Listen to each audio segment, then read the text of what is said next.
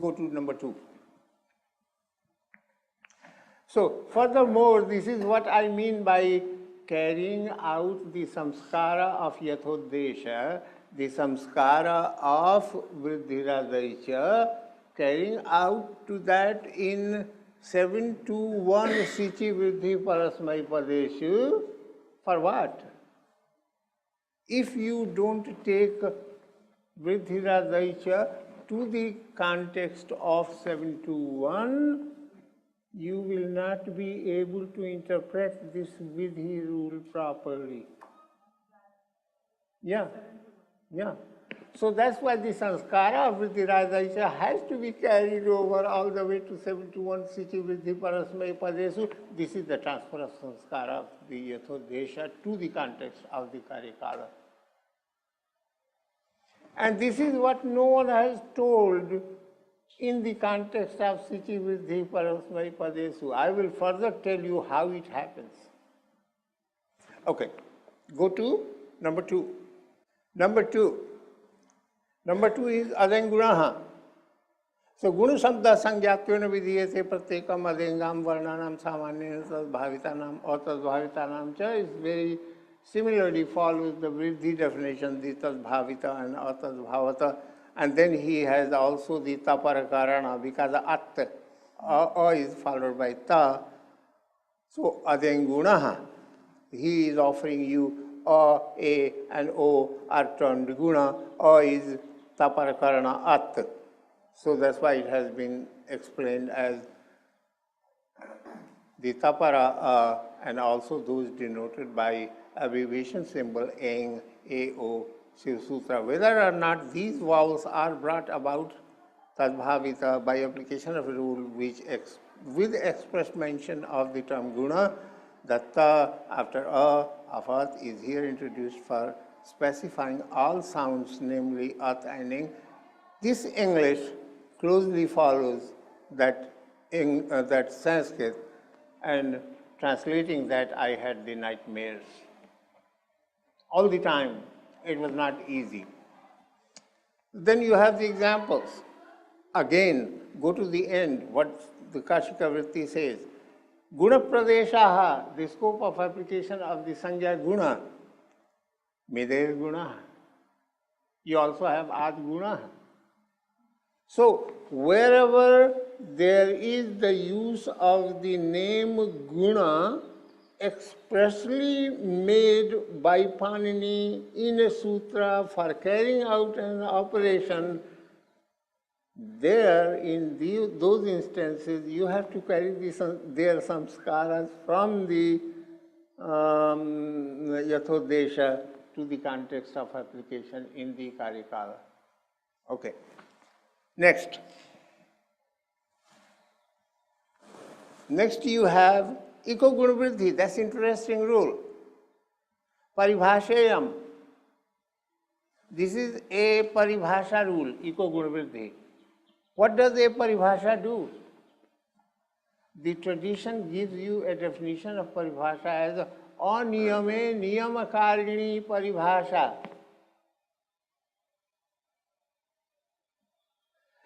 A paribhasha, an interpretive rule brings some sense of order in a chaotic situation. Okay, aniyame niyamakarini paribhasha. So,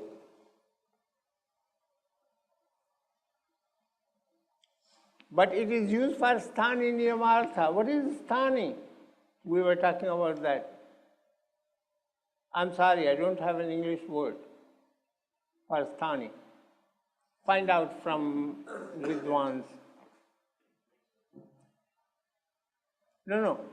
See, and a replacement operation is carried out or is specified or is indicated by means of two entities. One is the adesha and another one is that which is replaced. A replacement and the entity which is So in iko yan achi, ik is replaced with yan. Yan is the adesha, replacement. But yan is the replacement in place of what? Ik. So what do you call? You call yan the adesha. What do you call ik? Sthani. What do you call a sthani in English? That's the question. There is no word in English for sthani. At least I have not been able to find a word. See, what do I do? This is an interpretive paribhasha rule formulated for restrictive purposes of exactly specifying a substituendum. I don't even myself know what substituendum is. It's relative to substitute. And it's a Latin and it's a singular because the plural will be substituenda. So, go consult, anyone who writes in English, Joshi, Abhyankar, or anyone. But anyway, sthani, the process of replacement is always taught, specified, explained with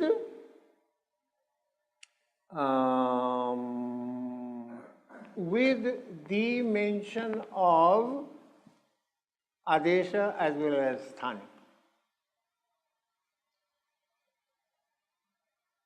So, eko guna vriddhi.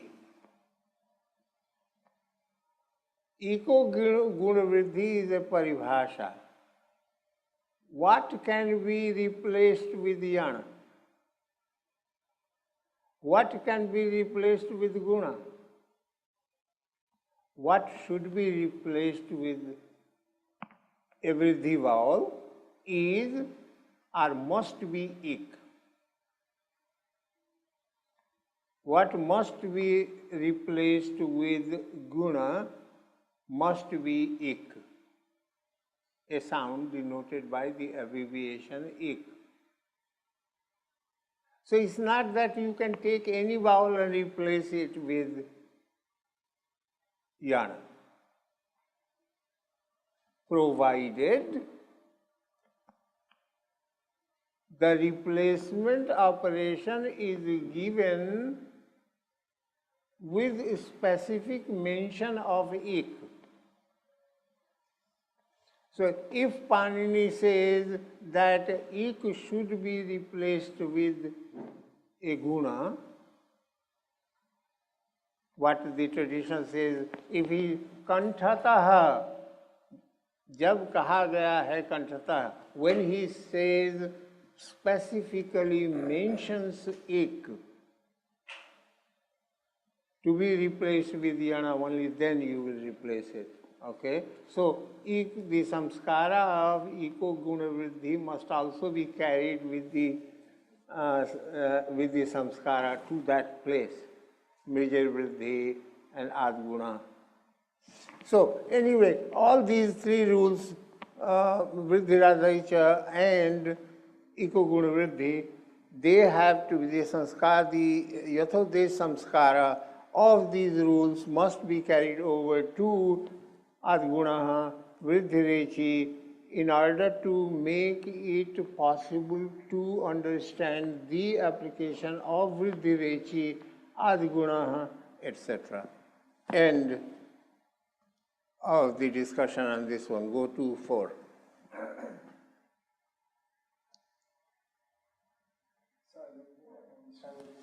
Should be carried over. Carried over, you take it over there. I mean, whenever there is an instance of that, we have to refer back to this. Yeah, because the use of the word vriddhi in vriddhirechi, the use of the word guna in adgunaha, that serves as a trigger for those who use computers.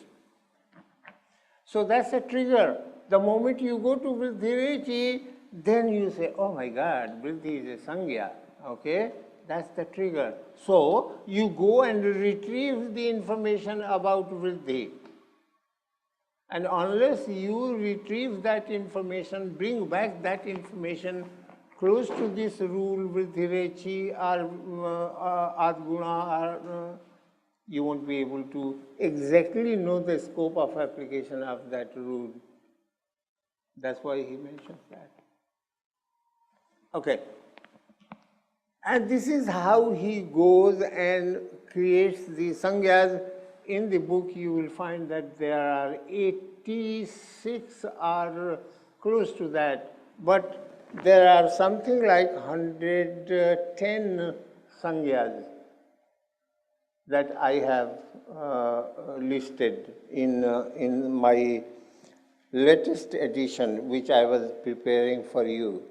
For the, I have completed an English translation of the Astadhyayi just for this workshop, which Martin got overwhelmed. He found that it was 700 pages. So that's why I asked him not to do all the 700 pages. But we are thinking of publishing it. Maybe next year it will be published. So be on the lookout for these things, or you can ask me.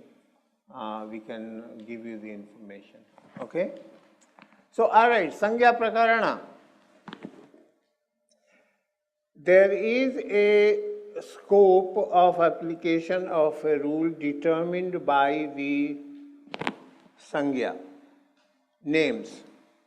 So, Pāṇini lists in the Sangya Prakarana about over 100 definitions, and those definitions are used as trigger for bringing out information about those sangyas to the context of application of rules. See, whenever we get going and we are doing something, it's gone. Okay, so there is one section that is known as Sangya Prakarana, better known as Sangya Paribhasha Prakarana, because the Sangyas are mentioned together with the Paribhashas. And this section is very, very important for carrying out the processes of this grammar. And this is one aspect of the Sangyas. And we will find out later on, and in the book there is a detailed section that says, how do you derive sentences in Pāṇini? Not without the help of the Sangyas. The Sangyas are the ones which serve as the driving force. They lead the derivation string to derivation. So, shortly I showed you that in deriving Pachati, and in the book you will find the long sentence derived, and at the end you will find that the last string has something like 14, 15 definitional terms. Those are the terms which had led the derivation to the end.